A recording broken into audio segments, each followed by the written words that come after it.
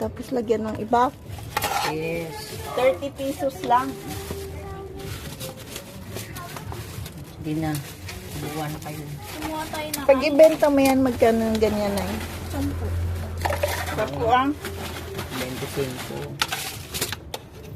25.